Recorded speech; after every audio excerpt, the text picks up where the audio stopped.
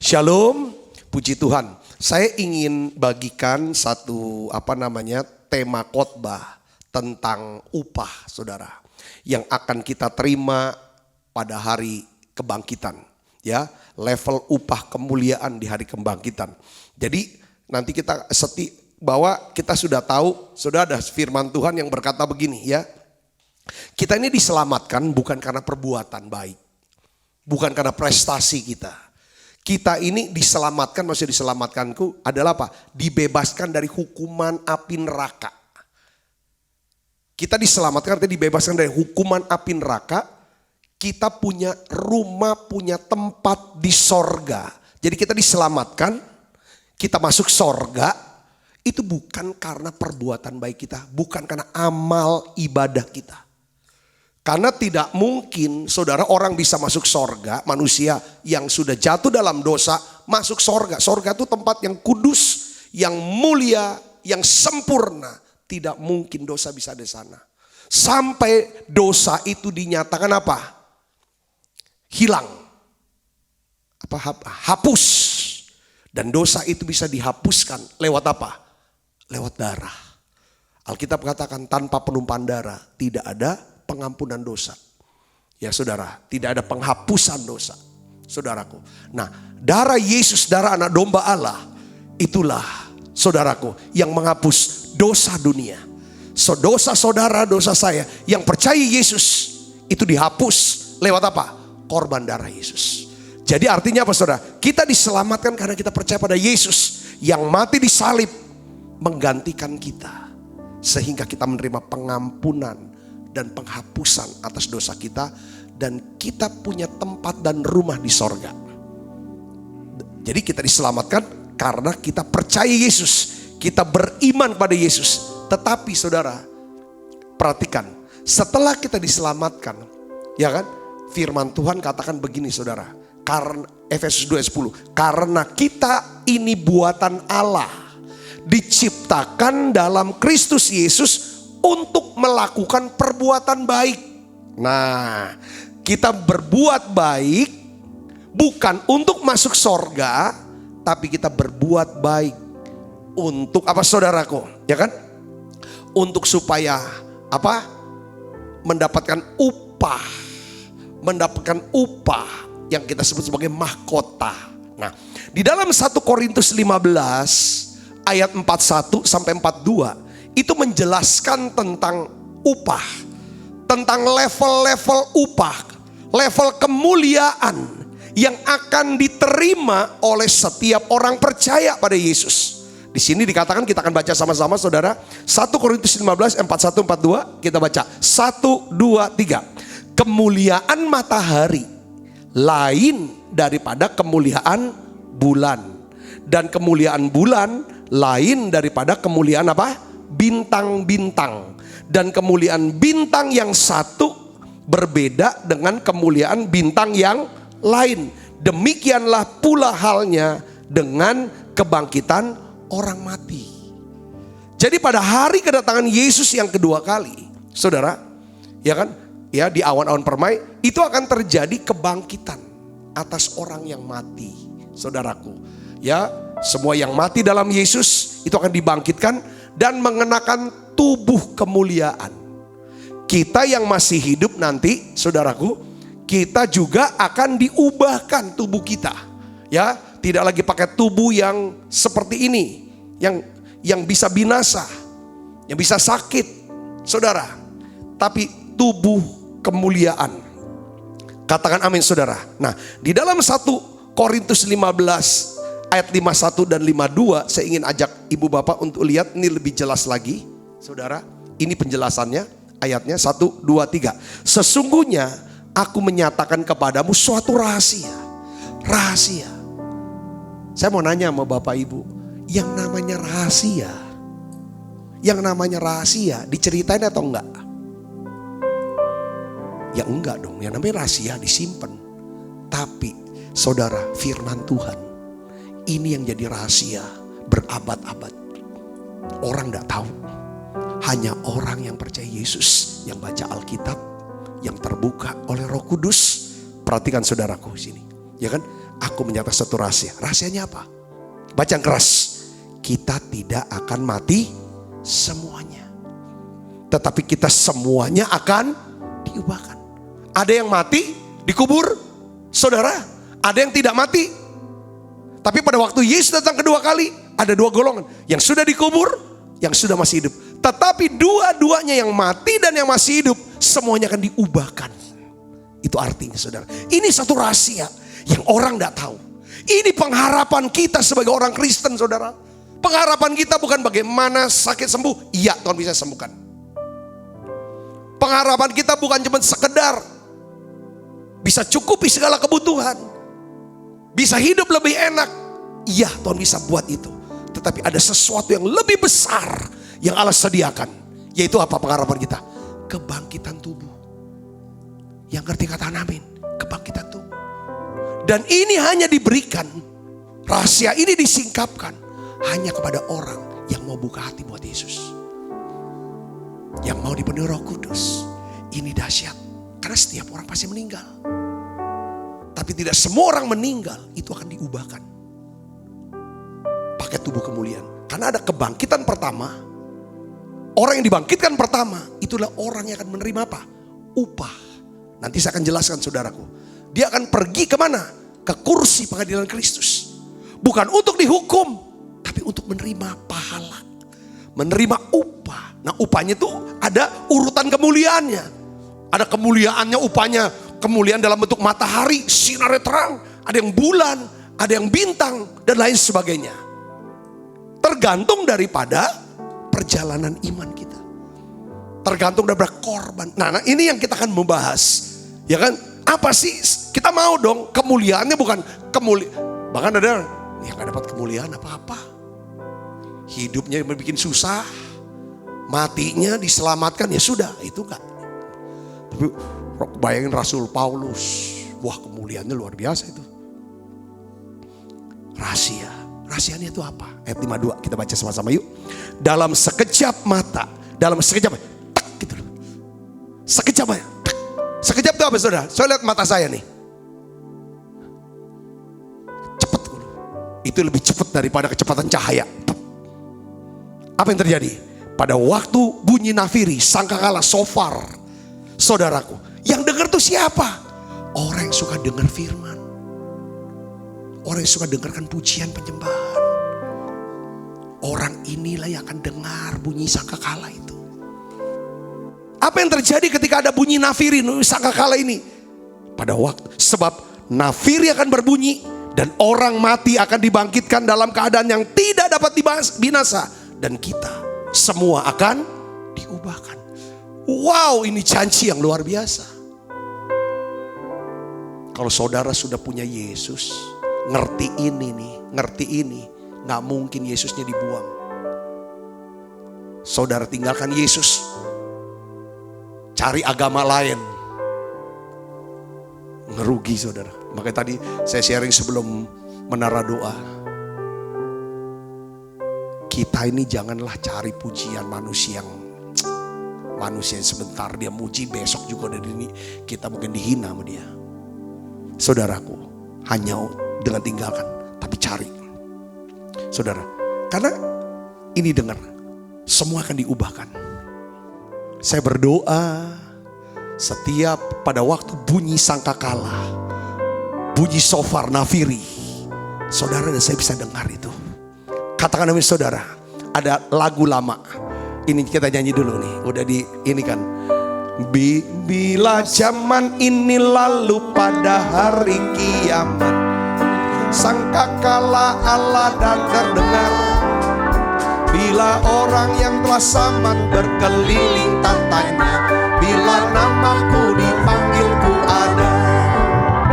Bila bunyi sangkakala, bila bunyi sangkakala, bila bunyi sangkakala, bila bunyi sangkakala ku ada. Sekali lagi. Bila zaman ini lalu pada hari kiamat, bila sangkakala Allah terdengar, bila orang yang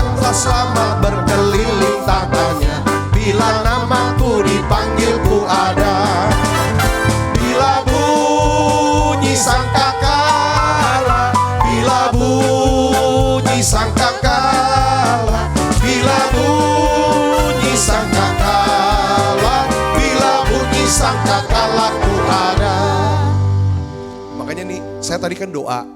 Yuk kita doa saudara. Doa yang apa? Roh Kudus ingatkan. Doa penjahat. Saudara penjahat, saya penjahat? Bukan. Kita harus punya hati seperti seorang penjahat yang rendah hati banget. Paulus, kalau kita baca saudara suratnya, diawali dengan orang berdosa. Berdosa di atas saudara. Sampai pada waktu dia tua, dia tulis suratnya kan. Di dalam Timotius. Aku ini orang yang paling berdosa di antara orang berdosa. Paling berdosa. Jadi penjahat besar dudukan diri saya. Tapi saya menerima kesabaran dari Tuhan Yesus Kristus sehingga saya jadi orang yang sabar. Tadi kita doa, saya diingetin Tuhan. Untuk kita doa apa? Doanya seorang penjahat.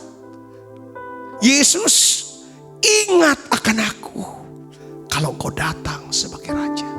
Dia pasti akan datang jadi raja. Datangan yang pertama, dia jadi bayi, domba. Dia naik keledai, masuk ke Yerusalem. Tapi kedatangan yang kedua, dia tuh raja. Dia akan naik kuda putih, masuk ke Yerusalem.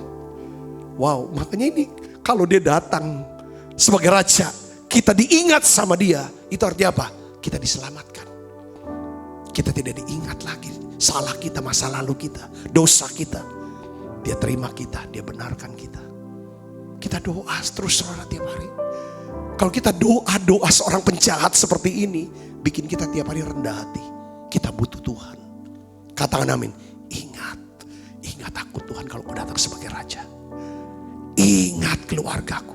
Ingat anakku ya Tuhan. Ingat orang-orang yang bersama dengan aku Tuhan. Kita luaskan lagi. Ingat bangsaku Tuhan Indonesia. Kalau kau datang sebagai raja. Ingat bangsa-bangsa. Jadi waktu dia datang terjadi semua diubahkan. Yang percaya ya.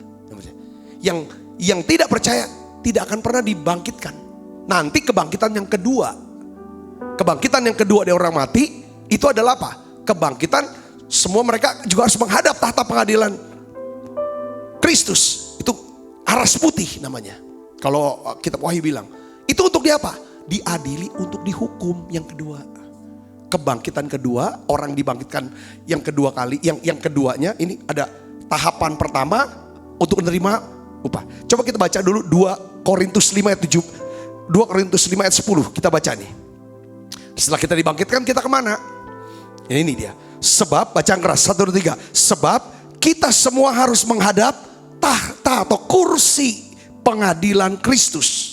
Supaya setiap orang memperoleh apa yang patut diterimanya sesuai dengan yang dilakukannya dalam hidupnya ini, baik ataupun jahat. Jadi setiap orang percaya akan menghadap kursi pengadilan Kristus bukan untuk menerima penghukuman atau vonis bersalah, tetapi untuk menerima apa? Upah atau pahala.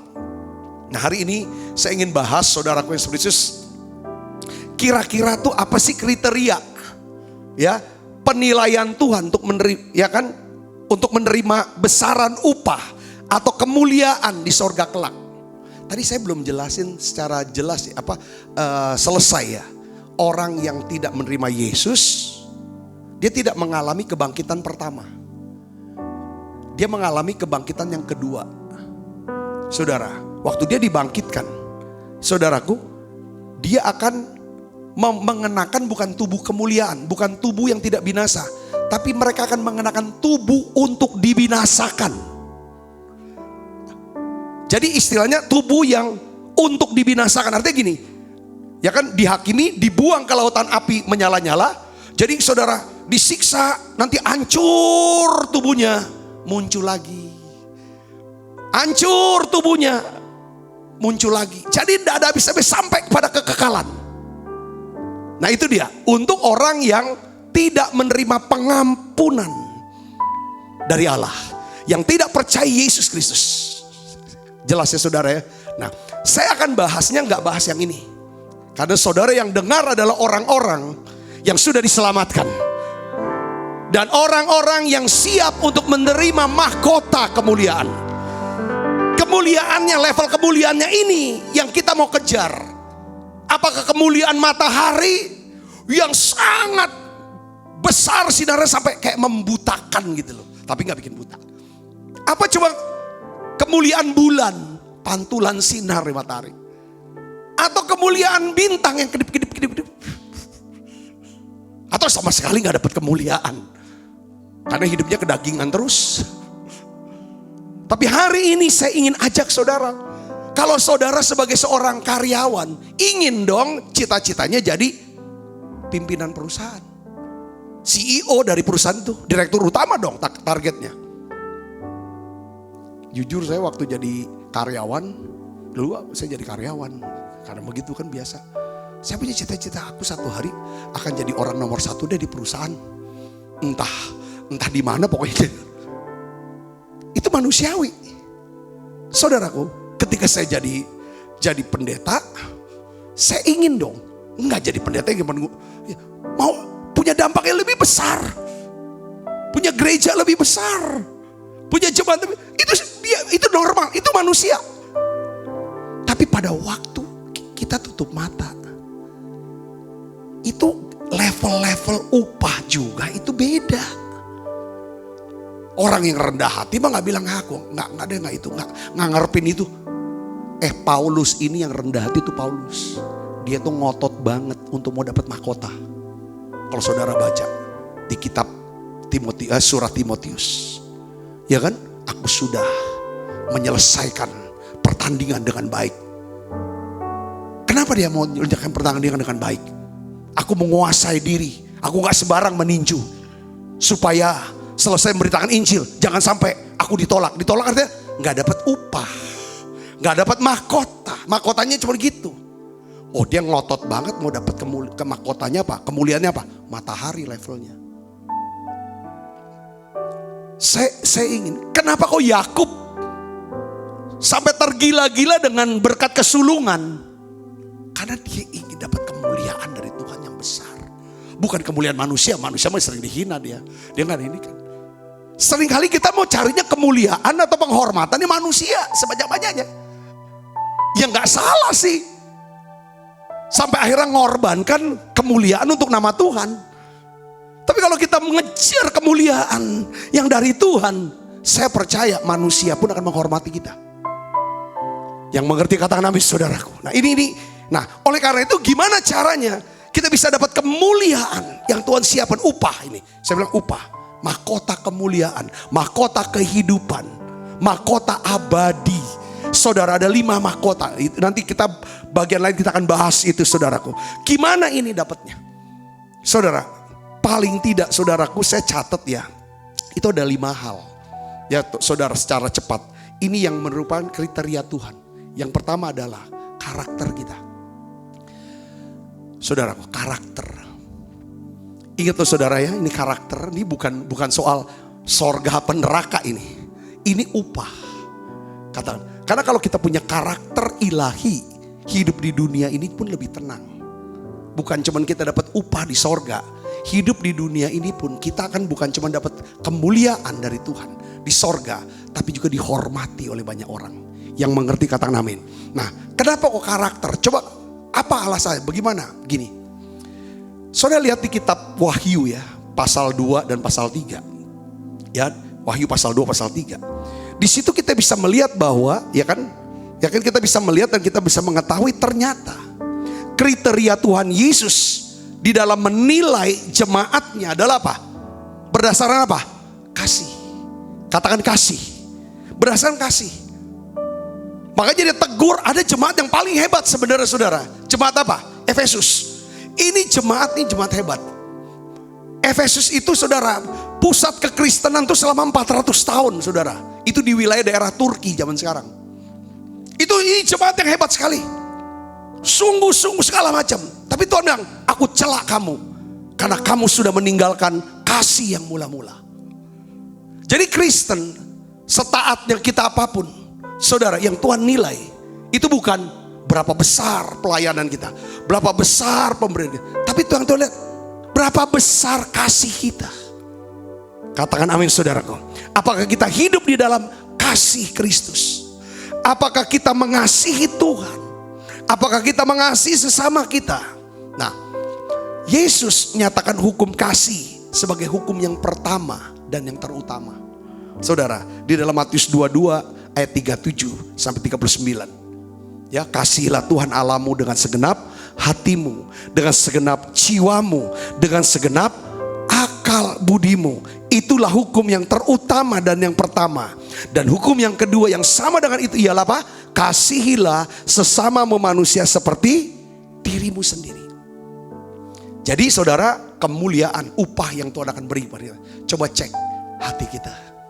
Ada kasih gak? Saya hidup dengan kasih gak? Makanya beberapa hari belakangan yang kemarin saudara, saya bahas tentang apa? Kemarahan. Saya bahas tentang pengampunan.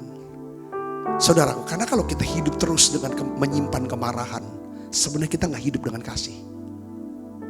Orang yang marah pasti menginginkan adanya penghukuman atas orang yang sedang dimarahi. Saudara, itu aja poinnya saudara.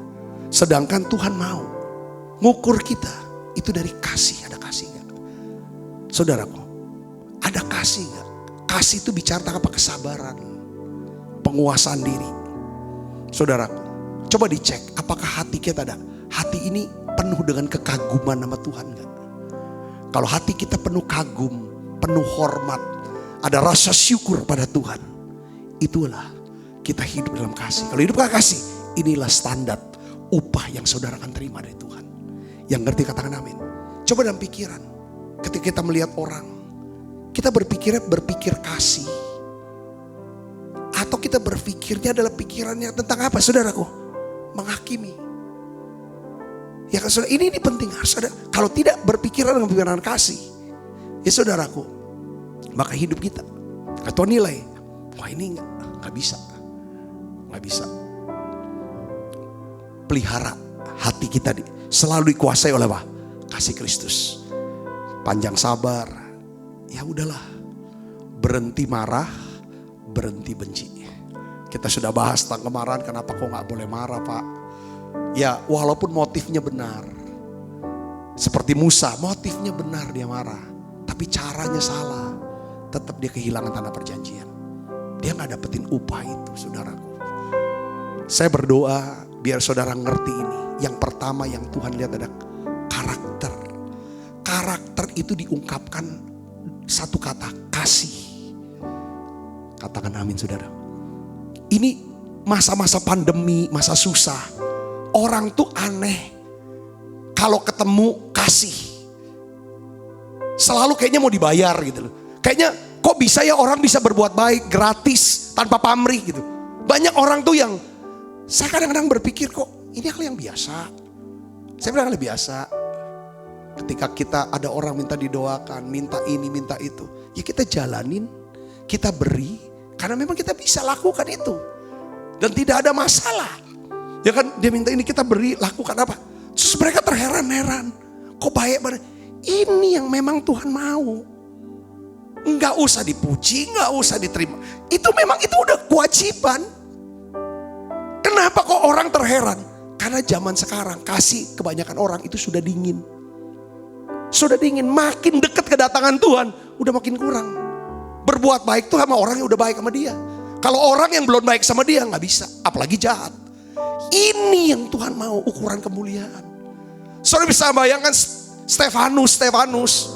Ini kasihnya besar sekali. Dia tuh cuma ingin supaya orang Yahudi, bangsanya kenal Yesus dan diselamatkan. Dia mau itu. Jangan susah nanti selama-lamanya. Tapi justru dia dilemparin batu.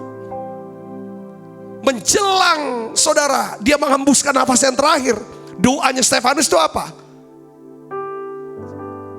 Ampuni mereka. Ampuni mereka. Mereka yang lemparin batu. Jangan hukum mereka ya Tuhan. Sementara dia lihat Yesus berdiri di sebelah kanan.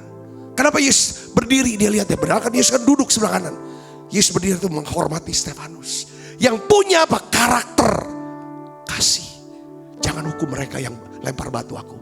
Jangan hukum mereka yang membunuh aku. Dan betul Tuhan tidak hukum mereka. Siapa namanya?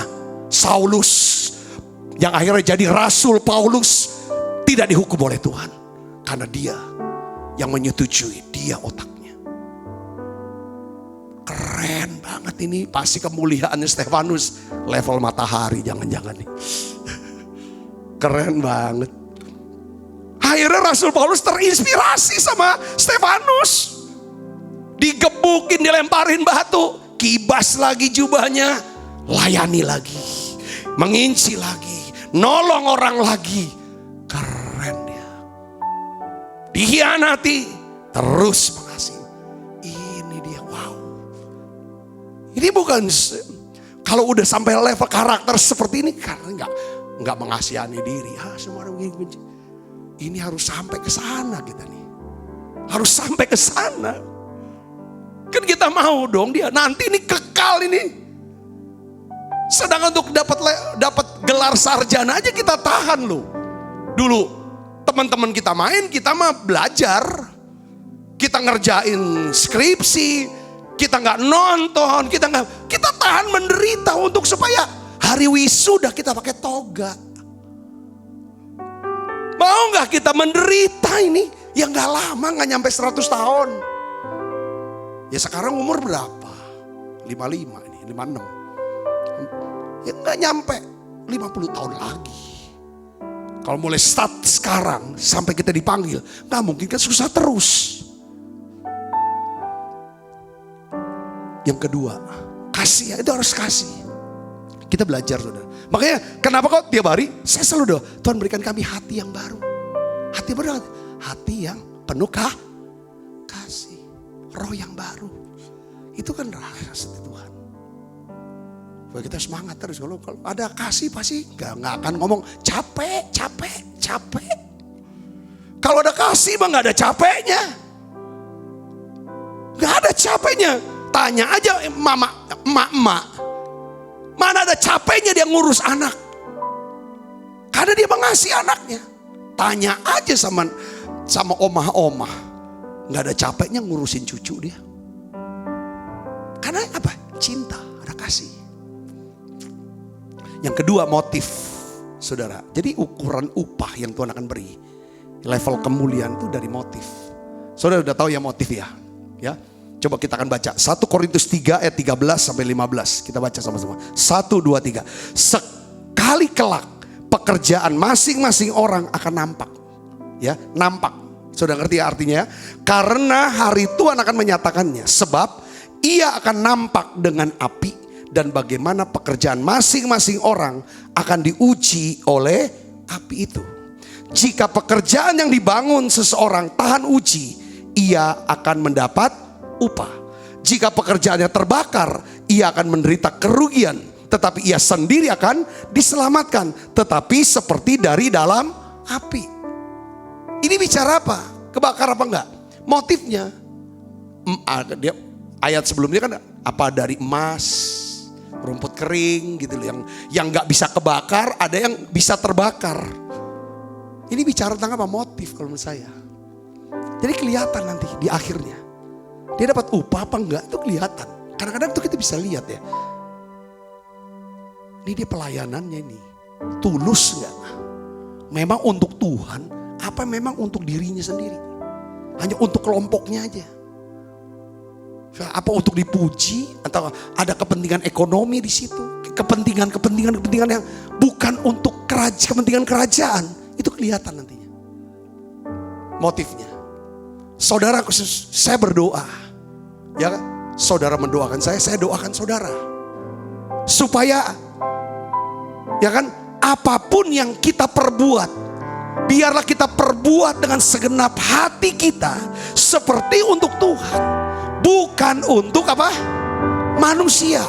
Karena kita tahu Kolose 3 ayat 24 bahwa dari Tuhanlah kamu akan menerima apa? Bagian yang ditentukan bagimu sebagai apa? Upah. Kristus adalah Tuhan dan kamu hambanya. Jadi detailnya gini. Kalau saudara ibadah itu bukan untuk dilihat pendetamu. Kalau saudara ibadah bukan untuk dilihat saudara orang beragama. Kalau beribadah, kalau berdoa, kalau puasa, kalau beri persembahan itu kan ibadah. Tuhan bilang, tutup pintu. Udah di tempat tersembunyi. Ibadah itu seperti pohon ya, atau bunga ya, pohon ya, bunga. Gak bisa ditarik, dicabut gitu loh, untuk diliatin. Gak akan bisa tumbuh. Dia harus disiram. Pohon itu harus disiram, betul gak? Sirami terus, sirami. Akarnya gak usah ditunjuk-tunjukin. Bicara ibadah itu bicara akar, dasar. Karena dari ibadah, dari penyembahan, itulah kita dapat kasih. Kita kan Alkitab bilang, harus kamu berakar di dalam apa? Kasih. Waktu saudara melakukan tugas-tugas di rumah sebagai ibu rumah tangga, saudara melakukan tugas di kantor, cari nafkah buat keluarga, apapun yang saudara lakukan, memang yang nikmati, yang terima saudara kerja, ya kan, orang kerja sama bos, saudara kerja rumah tangga untuk anak dan suami. Kalau istri, suami cari uang, ya uang, terus nafkah istri dan anak dan orang. Tapi motifnya aku kerjakan ini tuh untuk Tuhan. Nah ini yang membuat saudara kita berbuat baik sama orang. Saudara, itu semata-mata untuk Tuhan. Itu yang maksudnya, ini ukuran yang Tuhan akan lihat. Sudah ngerti saudara? Katakan amin. Yang ketiga, ya, jadi kriteria penilaiannya tentang mahkota. Yang pertama adalah karakter kita, kedua adalah motif. Setiap ngomongan kita motifnya gimana, perbuatan kita motifnya apa, sama siapa, saudaraku, ya kan? Yang ketiga adalah apa? Kesetiaan. Kesetiaan kita melaksanakan tugas dan panggilan dari Tuhan. Nah di dalam Matius 25 ayat 20 sampai 23, kita baca sama-sama yuk. 1, 2, 3. Hamba yang menerima 5 talenta itu datang dan ia membawa laba 5 talenta. Katanya apa? Tuan, 5 talenta Tuhan percayakan kepadaku. Lihat, aku telah beroleh laba 5 talenta. Maka kata tuannya itu kepadanya, baik sekali perbuatanmu itu, hai hambaku yang baik dan setia. Engkau telah setia dalam perkara kecil, aku akan memberikan kepadamu tanggung jawab dalam perkara yang besar. Masuklah dan turutlah dalam kebahagiaan Tuanmu. Lalu datanglah hamba yang menerima 2 talenta itu, katanya, Tuan, 2 talenta Tuhan percayakan padaku. Lihat, aku telah beroleh laba 2 talenta. Maka kata tuannya itu kepadanya, baik sekali perbuatanmu itu, hai hambaku yang baik dan setia.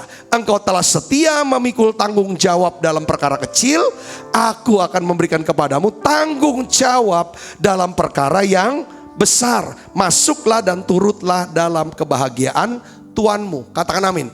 Jadi saudara, jadi nanti Tuhan tuh mengukur upah yang dia memberi, kemuliaan yang Tuhan berikan, itu berdasar kesetiaan kita dalam mengelola talenta yang Tuhan berikan buat kita. Saudaraku, di sini dijelaskan yang 5 talenta dapat dia kelola hasilnya 5, yang 2 hasil 2. Saudara, jadi kesetiaan para hamba Tuhan ini, saudara, yang menerima talenta, menyebabkan mereka menerima upah kemuliaan berupa tugas dan peran tanggung jawab yang lebih besar di sorga, saudaraku. Lebih besar itu.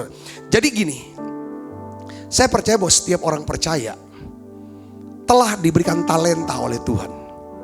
Ada orang bilang ini talenta ini masuk dalam 3T loh. Waktu, kesanggupan, kebisaan, dan uang. 3T. Time, talent, dan treasure. Bagaimana kamu kelola ini? Apakah untuk diri kamu sendiri? Apakah untuk Tuhan? Nah, kembali pada kasih, motif. Ya kan? Lalu menjalankannya hidupnya ini dari apa yang Tuhan percayakan. Ada yang dipercayakan waktu, lebih lama sedikit dah. 95 tahun umurnya, masih tetap sehat. 96 masih bisa goes. Saudaraku, masih bisa melayani Tuhan. Yang lain 50 cukup dah. Itu namanya talenta yang Tuhan percayakan. Tapi sementara dia berikan kita waktu itu, dia berikan kita kebisaan, dia percayakan kita kekayaan, uang yang ada. bagaimana kita mengelolanya. Saudaraku, jadi kesetiaan dan ketekunan kita mengelola talenta di dalam menjalankan peran dan panggilan yang Tuhan berikan pada kita, itu akan menentukan seberapa besar upah. Katakan amin. Katakan amin. Ya, kalau sering saudara korbankan waktu untuk pekerjaan Tuhan sehingga banyak orang bisa diselamatkan, beda dong sama orang yang waktunya jalan-jalan terus, nongkrong di warung kopi, gosip sana gosip, beda dong kemuliaannya. Sama-sama masuk sorga tapi upahnya kan beda. Yang waktunya digunakan untuk melayani, berkorban, kerja, nolongin orang, bawa orang melayani supaya doain orang, sembuhkan, segala mengajar orang supaya imannya gitu. Ya beda dong, jangan orang Kristen. Ya kan yang rebahan terus tiap hari ngeliatin, ya kan ngeliatin Instagram, nggak ngapa-ngapain. Ya itu beda. Itu ya ekstrim, contoh-contoh ekstrim. Jadi Tuhan kasih sama-sama waktu. Terus juga Tuhan kasih sama-sama kebisaan. Yang satu kebisaan dipakai untuk supaya orang lain jadi tambah pintar, tambah bisa. Yang ini enggak resep ini. Nanti kalau orang jadi bisa, aku jadi rugi. Saingan tambah banyak, nanti dagangan makin mundur. Yang lain enggak resep aku bagikan semuanya segala macam. Ya beda ukuran kemuliaannya. Karena dia berpikir yang satu, yang ini, kenapa aku enggak bagiin? Karena rezeki itu terletak di resepnya. Kalau yang ini dia berpikir rezeki itu di tangan Tuhan, bukan di resep dia. Jadi ini hal-hal yang seperti ini. Uang, ada yang mau pakai uang, dia karena hatinya melekat sama Tuhan. Dia ingin supaya pekerjaan Tuhan lancar. Dia bantu para hamba Tuhan, dia bantu pekerjaan Tuhan. Dia ini kan, saudaraku, ya kan. Yang satu lagi, sayang, aku mau simpen aja terus sampai ini nanti. Kalau misalnya aku sakit, ya itu uang untuk sakit dia nanti. Kalau yang ini ya kan mungkin gak sakit. Ya bisa kayak gitu. Tergantung pikiran kita. Seperti ya kan Yosua ketemu sama satu laki-laki dengan pedang terhunus. Lawankah kamu? Kawankah kamu? Dia bilang, aku bukan kawan kamu. Aku bukan teman, bukan lawan kamu.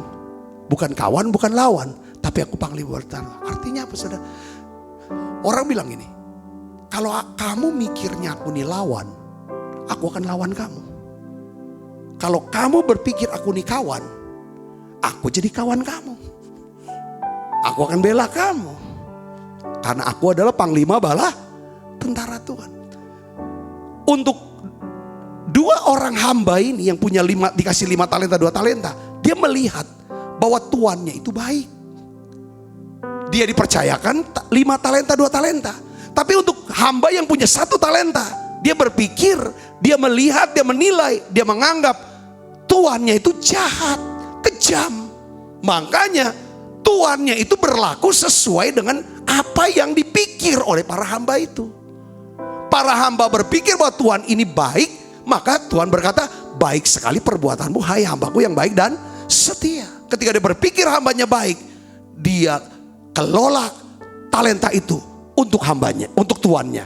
Yang satu, tuannya jahat. Dia tidak mau kelola, gak mau kerja untuk hambanya yang jahat itu. Dan hambanya yang dia pikir jahat, sebenarnya kan dia baik. Kasih talenta. Akhirnya berlaku jahat kepada si hamba yang punya 1 talenta. Semua tergantung kita. Jadi ukuran daripada kemuliaan Allah tergantung dari apa? Kesetiaan kita. Ketekunan kita mengelola daripada talenta yang Tuhan berikan. Saya percaya setiap orang itu punya peran masing-masing. Saudara harus tahu peran. Saya pakai kata peran. Kalau bahasa Alkitab, panggilan Tuhan. Apa peran? Kayak Billy Graham, dia selesaikan perannya sebagai manusia. Kalau orang dengar nama Billy Graham, orang kenal dia sebagai siapa? Berperan sebagai apa? Penginjil besar. Saya bisa ngerti sini. Katakan amin saudara. Jadi siapa ini kita kenal? Oh ini dia perannya. Yang keempat, ibu bapak saudara, apa sih ukuran kemuliaan dan upah? Ya, yang pertama karakter, yang kedua motif, yang ketiga apa saudara? Kesetiaan kita mengelola, ketekunan kita, kerajinan kita. Saya bertambahkan kata itu, rajin untuk kelola apa yang ada untuk kemajuan kerajaan Tuhan disebarkan. Yang ketiga, yang keempat adalah apa? Sikap. Sikap dan perlakuan kita terhadap apa? Saudara kita, saudara seiman kita. Coba kita buka Alkitab kita, Matius 25 ayat 40. Dan raja itu akan menjawab mereka, aku berkata kepadamu, sesungguhnya segala sesuatu yang kamu lakukan untuk salah seorang dari saudaraku yang paling hina ini, kamu telah melakukannya untuk aku. Jadi sebenarnya tuh Yesus sedang bikin satu perumpamaan, saudaraku, tentang apa, saudara? Tentang kambing dan domba. Jadi Kristen domba ini ada di sebelah kanan, dikumpulkan untuk masuk dalam kerajaan Allah. Ada yang namanya Kristen kambing yang dikumpulkan di sebelah kiri untuk mengalami yang namanya penghukuman, dibilang begitu, saudara. Siapakah Kristen domba? Kristen domba, dia bilang ini, pada waktu aku lapar, kamu beri aku makan. Waktu aku minum, kamu memberi aku air. Ketika aku telanjang, kamu kasih aku pakaian. Ketika aku dalam penjara, kamu mengunjungi aku. Ya kan? Lalu orang ini nanya, kapan Tuhan aku kasih makan engkau? Kapan Tuhan aku kasih minum engkau? Kapan Tuhan engkau itu telanjang dan masuk penjara? Kapan? Si raja ini berkata begini, pada waktu itu aku berkata kepadamu, ya kan, segala sesuatu yang kamu lakukan untuk salah seorang dari saudaraku yang paling hina, kamu telah melakukannya untuk aku. Saudara paling hina itu apa? Orang yang tidak bisa membalas kebaikan saudara. Orang yang tidak bisa membalas karena orang ini apa? Lemah, tidak mampu apa-apa, tidak bisa buat apa-apa, dan mungkin juga belum pernah berbuat baik sama kita. Nah, ini ukurannya. Ini kan bicara tentang apa? Ketulusan juga, ya enggak, saudara? Kita bisa berbuat baik, memperhatikan orang-orang yang hina. Itu kalau nggak punya ketulusan dan belas kasihan, kasih yang kuat, kayaknya nggak mungkin. Karena nggak ada untungnya. Kalau semua diukur ada untungnya nggak buat aku di dunia ini, nggak akan pernah bisa dapat, nggak aja bisa ada. Tapi ada hamba Tuhan, saudara, dia tafsirkan ayat ini, ya, ayat ini. Ya kan, segala sesuatu yang kamu lakukan untuk salah seorang saudaraku yang paling hina. Saudaraku, kata saudara, kaknya huruf besar. Siapa saudara Yesus? Orang Yahudi. Yesus orang Yahudi kan. Kalau kita punya sikap, ya, punya perlakuan yang baik terhadap orang Yahudi, bangsa Israel, maka itulah ukuran bagaimana Tuhan akan memberikan upah. Makanya Alkitab bilang, berdoalah untuk kesejahteraan Yerusalem. Katakan amin, saudaraku. Jadi bagaimana kita memperlakukan saudara kita? Saudara kita, ya orang di rumah, itu saudara kita. Di rumah kita, keluarga besar kita, gimana perlakuan kita? Saudara seiman kita gimana? Dan mau diperluas lagi, Israel, bangsa Israel, sikap kita. Sebelum pandemi kami hampir tiap tahun, saudara, berangkat ke Israel. Setiap kali kita berangkat sebenarnya kita sedang memberkati kan, pariwisatanya jadi naik kan. Kita harus bayar hotel, jadi dapat duit ya, hotelnya jadi laku. Kita makan, restorannya jadi laku. Itu kan kita sedang memberkati. Kita berdoa untuk bangsa Israel. Itulah ukuran, saudaraku. Yang pertama karakter, kedua motif, ketiga apa, saudara? Kesetiaan. Yang keempat perlakuan kita kepada saudara. Saudara seiman, saudaranya Yesus. Yang kelima terakhir apa? Saudaraku, ini dia, penting ini. Kita mau melaksanakan amanat agung. Melaksanakan amanat agung. Ini ayatnya, saudara, keren. Ya, ini. Daniel 12 ayat yang ketiga.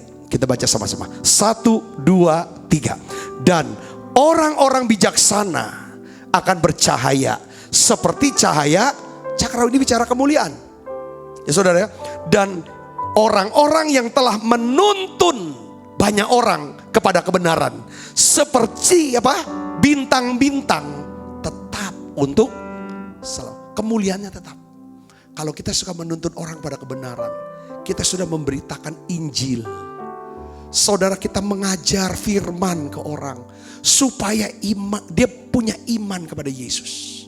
Supaya dia punya pengharapan kepada Yesus. Supaya dia bisa mengasihi Yesus. Kalau saudara suka membawa orang masuk hadirat Allah. Saudara suka mendorong orang makin dekat sama Tuhan. Alkitab katakan, saudaraku, bahwa hidupmu akan bercahaya. Ya kan? Seperti bintang-bintang. Ini artinya dihormati Tuhan. Dihormati banyak orang. Katakan amin. Katakan amin. Ini bicara tentang kemuliaan yang kita akan terima. Tapi kalau kita lakukan 5 hal ini. Pertama, karakternya ada kasih. Motifnya benar, hanya untuk Tuhan, tulus. Setia dan tekun. Mengelola apa yang menjadi milik Tuhan. Untuk kepentingan banyak orang, agar nama Tuhan dipermuliakan. Yang keempat, apa saudara, yang keempat ya, bagaimana sikap perlakuan kita sama saudara seiman, sama Israel. Yang kelima, apa saudara? Ayo saudara punya murid. Saudara ada orang yang dimuridkan. Ada orang-orang yang diinjili. Ada orang-orang yang saudara tiap hari saudara syafaat buat dia. Doa syafaat, kirimin ayat buat dia. Inilah cara. Saya berdoa saudara diberkati dengan pesan menara doa pada hari ini. Tuhan Yesus berkati. Yuk kita akan bangkit berdiri, kita